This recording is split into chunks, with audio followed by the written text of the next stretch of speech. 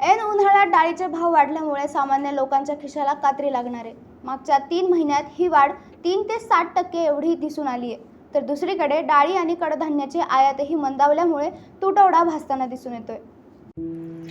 देशात डाळी कडधान्याचे उत्पादन कमी झालं असून आयातही मंदावली आहे। त्यामुळे बाजारभाव वाढण्यास सुरुवात झाली आहे। 3 महिन्यात प्रत्येक वस्तूचे दर 3 ते 60% वाढलेत।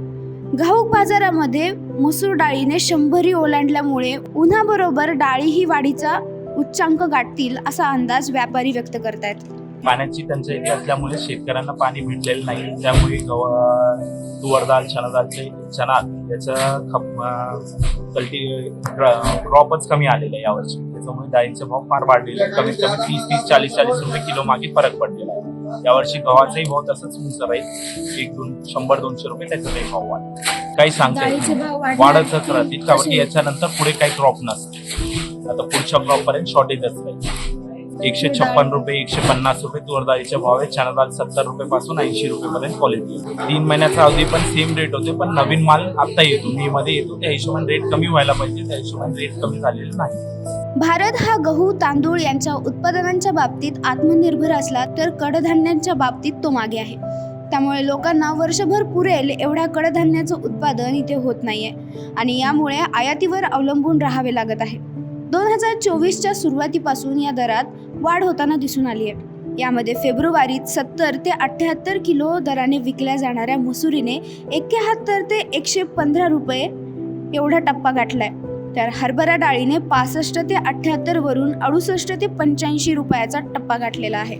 मला असं वाटतंय की डाळीचे आणि कडधान्याचे जे भाव आहेत ते खूप वाढलेले आहेत। सर्वसामान्य आणि गरीब जनतेला ती परवडणारी नाही, कारण सध्या पाहता तर पेट्रोलचे भाव वाढलेले आहेत, नळाला पाणी येत नाही, पाणी सुद्धा टँकरने विकत घ्यावं लागतं आणि प्रत्येक गोष्टी शिक्षण असो काय असो सगळं खूप खूप महाग झालेले।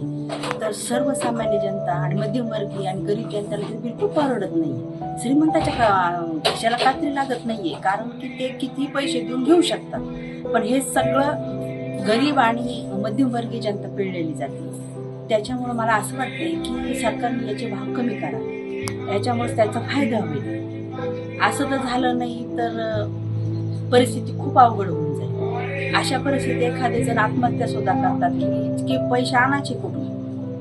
त्याच्यामुळे सरकारने याचा विचार करावा। वस्तूची किंमत कमी झाली की मागणी वाढते आणि वस्तूची किंमत वाढली की मागणी कमी होते। या सूत्राप्रमाणे सध्या डाळी आणि कडधान्याचे भाव हे गगनाला भिडले आहेत।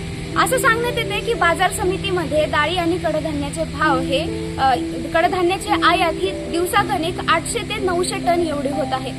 यावर्षी जर व्यवस्थितरित्या पाऊस पडला नाही आणि वेळेवर पेरणी झाली नाही तर हे दर वाढले जातील, यामध्ये चढ उतार होत राहतील अशी शक्यता वर्तवली जात आहे।